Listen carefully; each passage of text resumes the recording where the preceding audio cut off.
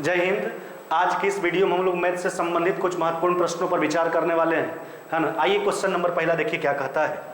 कहता है किसी यात्रा का जो है 1/3 भाग 25 किलोमीटर प्रति घंटा की दर से तय किया गया, 1/4 भाग 30 किलोमीटर प्रति घंटा की दर से और शेष 50 किलोमीटर प्रति घंटा की दर से, है ना। तो कहता है संपूर्ण यात्रा के दौरान औसत चाल पूछा गया। ध्यान दीजिएगा। अच्छा, औसत चाल निकालते कैसे हैं? औसत चाल बराबर होता क्या? कुल दूरी बटा कुल समय, है ना। यानी औसत चाल निकालने के लिए टोटल डिस्टेंस में टोटल समय से भाग लगाया जाता है। अब देखिए, तो हम पूरा दूरी को मान लेते हैं 1 किलोमीटर। समझिएगा बात को, पूरा दूरी को हमने क्या मान लिया? 1 किलोमीटर। अब क्योंकि दूरी यात्रा का मालूम नहीं था, अब कहता है यात्रा का 1/3 भाग, दूरी हमने 1 किलोमीटर मान लिया, अब समय पर विचार कर रहे हैं। 1/3 भाग 25 के स्पीड से। अच्छा, तो पूरा दूरी 1 किलोमीटर, तो यानी 1/3 किलोमीटर, इसको तय करता है 25 के स्पीड से, तो 1/3 का समय निकाल लिए। और उसके बाद आगे क्या करता है? 1/4 भाग, है ना। देखिए 1/4 भाग जो तय करता है वो करता है 30 के स्पीड से। अब शेष कितना बचा? देखिए दूरी तय हुआ आपका 7/12, 1 में से 7/12 घटाओगे 5/12 किलोमीटर शेष बचा, है ना। तब 5/12 किलोमीटर बचा। और इस दूरी को कैसे तय किया जाता है? 50 के स्पीड से, है ना। अब देखिए, तो टोटल डिस्टेंस तो हमने 1 किलोमीटर मान रखा था, बटा कुल समय का बात किया गया था, औसत चाल निकल जाएगा। अब इसको हल कर लीजिए, तो हो जाएगा आपका 1 बटा, है ना, तो हो जाएगा आपका 1 बटा कितना हो जाएगा आपका 75, है ना। प्लस में 1 बटा कितना हो जाएगा आपका 120, है ना। आगे देखिए 5 से 10 बार में कट जाएगा, ये भी कितना हो जाएगा आपका 120। अब आगे हल कर लीजिए।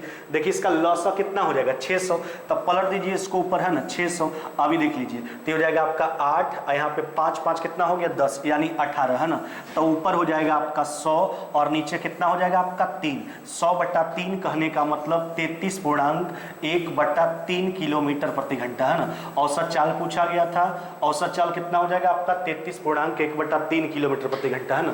तो जब भी औसत चाल निकालने का बात किया जाए तो औसत चाल निकालने के लिए कुल दूरी बटा कुल समय, हमने टोटल डिस्टेंस को 1 किलोमीटर मान लिया और फिर जैसे जैसे जिस दूरी का जो चाल था उसके हिसाब से समय से भाग दे दिया गया। आपका उत्तर आ गया 33.1/3 किलोमीटर प्रति घंटा। आपका उत्तर हो जाएगा ऑप्शन नंबर दूसरा, है ना। आइए अगला क्वेश्चन पर विचार करते हैं। देखिए क्या कहता है। कहता है 25 वस्तु का जो क्रयमूल है 20 वस्तुओं के विक्रयमूल के क्या है? बराबर है। लाभ या हानि का प्रतिशत पूछा। देखिए जब भी ऐसा स्थिति आए, आपसे बोला जाए कि इतना वस्तु का क्रयमूल इतना के विक्रयमूल के बराबर है, तो वैसे स्थिति में आप क्या कीजिएगा? प्रश्नों को बनाने के लिए हमेशा उल्टा माना जाता है। क्रयमूल वाला संख्या को विक्रयमूल मान लीजिएगा और विक्रयमूल वाला को क्रयमूल मान लीजिएगा। बस उल्टा मान के हल कर लेना है, उसके बाद आपको पता भी लग जाएगा लाभ होने वाला है कि हानि होने वाला है। कहता है 25 वस्तु का क्रयमूल, हमने बोला उल्टा मानने के लिए, तो विक्रयमूल का काम करेगा, 20 वस्तु का विक्रयमूल क्रयमूल का काम करेगा। उसके बाद आपको पता लग जाएगा, है ना, कंडीशन के अनुसार से कि लाभ होने वाला है कि हानि होने वाला है। देखिए कॉस्ट प्राइस 20, सेलिंग प्राइस 25, यानी यहाँ पर लाभ होगा, है ना। अब देखिए लाभ कितना का हो जाएगा? लाभ हो जाएगा 5 का, कहाँ से होगा? 20 से। तो 5 जो है 20 का कितना % है? चलिए अब इसको काट लीजिए, 4 से कट जाएगा आपका 25 बार में। आपका उत्तर कितना हो जाएगा? 25% का लाभ, है ना। 25% का लाभ आपका उत्तर हो जाएगा ऑप्शन नंबर दूसरा, है ना। आगे बढ़िए, अगला क्वेश्चन पर विचार करते हैं। देखिए क्या कहता है। कहता है x², ध्यान दीजिएगा, ये हो गया आपका x² माइनस में 4x, है ना, और प्लस में 1 बराबर कितना हो गया 0। अब देखिए जिस व्यंजक का मान बताना है वह व्यंजक जो है वह कहता है x3, है ना, प्लस में 1/x3, है ना, और बटा यह क्या हो गया आपका x² और प्लस में 1/x², इसी का मान आपको बताना है। देखिए तो यहाँ पर पहले इसको हल करके दोनों मान पर विचार कर लेंगे। x³ + 1/x³ निकाल लेंगे, x² + 1/x² निकाल लेंगे और मान का फिर प्रयोग कर लिया जाएगा। अब देखिए ना, दोनों मान को निकालने के लिए तो आपको x + 1/x का आवश्यकता है। तो इससे क्या करते हैं, x से दोनों तरफ भाग लगा दीजिए। तो भाग लगाइए तो क्या हो जाएगा आपका x, ये हो जाएगा माइनस में 4 प्लस में 1/x बराबर में कितना हो जाएगा आपका 0, है ना। तो हो जाएगा आपका x + 1/x बराबर कितना हो गया आपका 4। एक बार स्क्वायर वाला का मान निकाल लीजिए, एक बार क्यूब वाला का मान निकाल लेंगे। अच्छा, तो x² + 1/x² क्या हो जाएगा? प्लस के केस में राइट साइड का स्क्वायर करके 2 घटाएंगे, है ना। तो हो जाएगा 4 का स्क्वायर माइनस में कितना 2। ऐसा इसलिए होता है क्योंकि a² + b²। अब प्लस में 2ab में x और x कट जाता है, तो प्लस उधर जाके -2 हो जाता है। तो 16 में से 2 गया कितना हो जाएगा आपका 14। तो x² + 1/x² का तो मान हमने निकाल लिया। अब एक बार x³ + 1/x³ के मान पर थोड़ा विचार कर लीजिए, ध्यान दीजिएगा। अब देखिए तो x³ + 1/x³ का मान निकाल लेते हैं। तो एक्स क्यूब प्लस 1/x³ बराबर, इसका मान होता क्या है, x प्लस 1/x का होल क्यूब है ना, तो ये हो गया आपका 4 का क्यूब और प्लस है तो -3 इंटू एक्स प्लस 1/x, तो हो जाएगा आपका 64 में से 12 चला जाएगा, कितना हो जाएगा आपका 52। अब हमको जिस दो मान का आवश्यकता था हमने दोनों मान निकाल लिया, x³ प्लस 1/x³ निकल के आ गया 52, जबकि x² प्लस 1/x² निकल के आ गया 14। मान का प्रयोग कर लीजिए तो ऊपर हो जाएगा आपका 52 है ना, और नीचे कितना हो गया आपका 14 है ना। आपका उत्तर कितना हो जाएगा आपका 26 बटा कितना हो जाएगा आपका 7 है ना, उत्तर हो जाएगा आपका 26/7। ऑप्शन नंबर क्या हो जाएगा आपका ए है ना। चलिए अगला क्वेश्चन पर विचार करते हैं। देखिए क्या कहता है 9 सेंटीमीटर ऊंचाई है ना और 18 सेंटीमीटर व्यास का जो ठोस शंकु है ना, वह कहता है 9 सेंटीमीटर त्रिज्या वाले एक ठोस लकड़ी के गोले से काट कर बनाया गया है। तो इस प्रक्रिया में नष्ट हुई लकड़ी का प्रतिशत पूछा गया। अब ध्यान दीजिएगा, देखिए एक शंकु का जो निर्माण हो रहा है वह गोला से काट कर हो रहा है, तो उस प्रक्रिया में कितना लकड़ी बर्बाद हो गया उसका प्रतिशत बता देना है। देखिए लकड़ी पहले गोला के रूप में था, थोड़ा सोच के देखिए। अच्छा, तक गोला का आयतन क्या हो जाएगा 4/3 है ना, πr³ तो हो जाएगा आपका 9 का क्यूब। अब देखिए तो इससे एक शंकु का निर्माण हुआ है, तो शंकु का आयतन 1/3 पाई है ना, उसका भी व्यास 18 था, त्रिज्या कितना हो जाएगा 9 और ऊंचाई कितना हो गया आपका 9।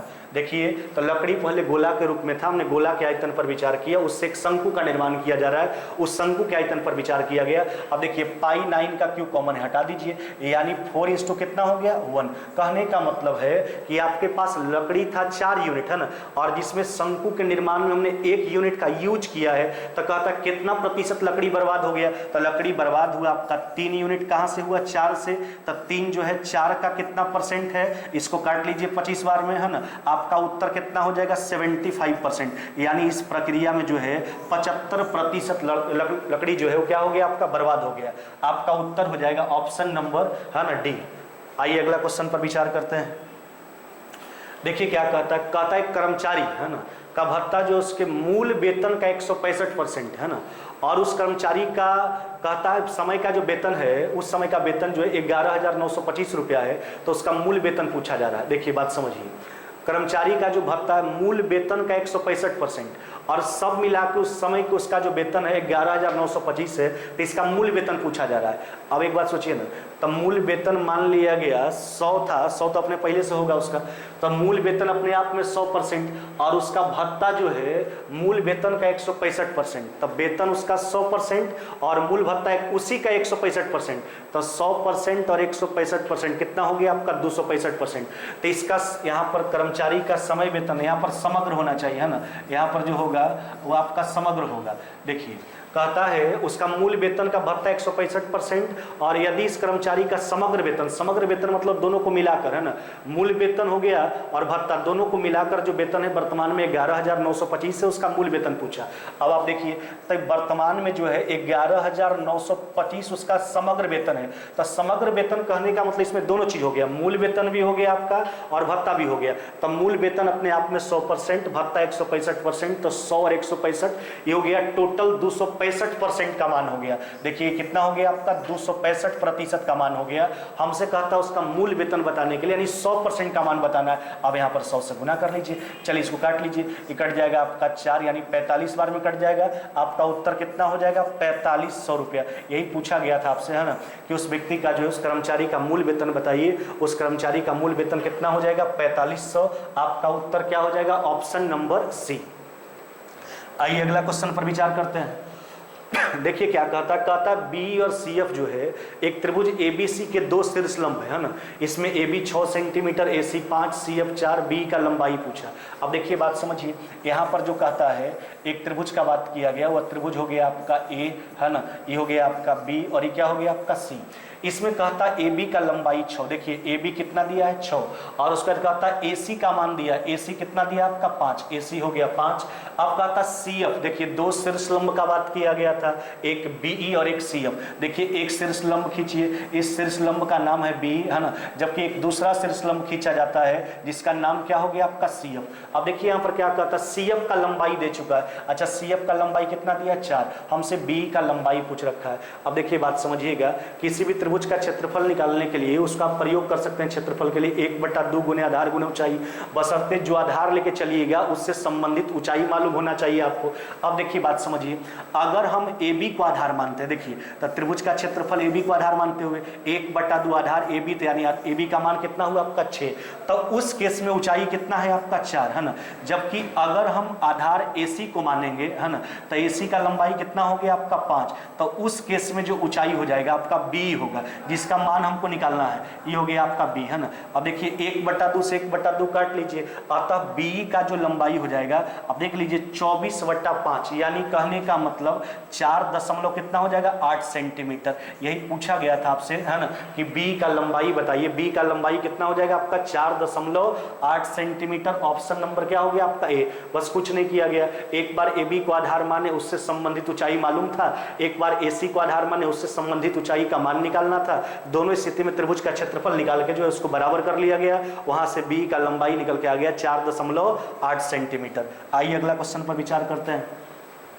देखिए क्या कहता है, कहता है x बराबर 16 की स्थिति में, है ना, देखिए आपसे कहता है x पर पावर 4, है ना, माइनस में 17x क्यू, है ना, प्लस में 17x स्क्वायर, है ना, माइनस में 17x, है ना, और फिर प्लस में 17, इस व्यंजक का जो है सही मान बताना है। देखिए और आपको दिया क्या गया है, दिया गया x बराबर कितना 16। देखिए ऐसा प्रश्न जब भी पूछा जाता है, कई बार आया है, अगर 12x क्यू लिखता है 12 करके तो x का मान 11 दिया जाता है, एक कम मान दिया जाता है। अब देखिए इसको कैसे हल करते हैं, ध्यान दीजिएगा। तो ये हो गया का x पर पावर 4, अच्छा 17 को तोड़ लेना है 16 और 1 पे हमेशा।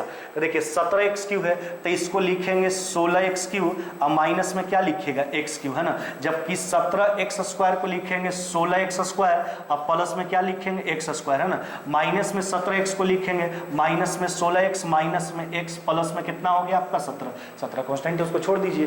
क्या हमने किया, जितना भी मान था सबको 16 और 1 के हिसाब से तोड़ लिया गया।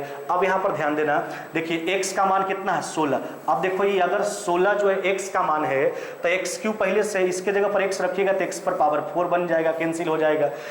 अगर यहाँ पर फिर 16 के जगह पर x का प्रयोग कीजिएगा तो x क्यू हो जाएगा, x क्यू x कट जाएगा। अगर फिर यहाँ पर x के 16 के जगह पर x का प्रयोग करेंगे x स्क्वायर कैंसिल हो जाएगा, यानी 17 माइनस में x यानी माइनस में 16, आपका उत्तर कितना हो जाएगा 1, है ना, आपका रिजल्ट हो जाएगा 1। ऑप्शन नंबर क्या हो जाएगा आपका बी, है ना। आइए अगला क्वेश्चन पर विचार करते हैं।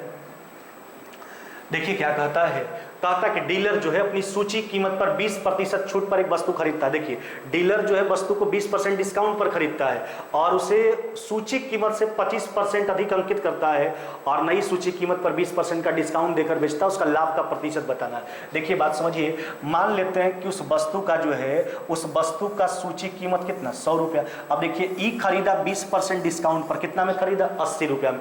अब इस सूची कीमत से 25% ज्यादा का लेवल लगाया, सोचिए लेवल कितना का 125 का सूची कीमत से, प्रारंभिक जो सूची कीमत था, और ये नया जो है अंकित मूल्य अंकित किया। लेकिन जब बेचने का बारी आता है इसको तो 20% डिस्काउंट पर बेचता है, यानी 80 बटा कितना हो गया आपका 100। चलिए अभी कट जाएगा, 20 से 4 बार में कट गया, 5 बार में, 5 से काट लीजिए 25 बार में। कहने का मतलब कितना में बेचता है 100 रुपया में, तो उसका लाभ का प्रतिशत हकीकत में पूछा जा रहा है। अब आप सोच लीजिए 80 रुपया उसका कॉस्ट प्राइस पड़ा, 100 रुपया उसका सेलिंग प्राइस हो गया, है ना, तो लाभ जो हो जाएगा यहाँ पे, लाभ कितना का हो जाएगा उसको 20 का, कहां से हो रहा है 80 से, तो 20 जो है 80 का कितना परसेंट है, 4 से काट लीजिए 25 बार में कट जाएगा, आपका उत्तर कितना हो जाएगा 25%, है ना, 25%। ऑप्शन नंबर क्या हो जाएगा आपका बी, है ना, तो उसका लाभ का प्रतिशत हो जाएगा 25%। आपका उत्तर हो जाएगा ऑप्शन नंबर दूसरा।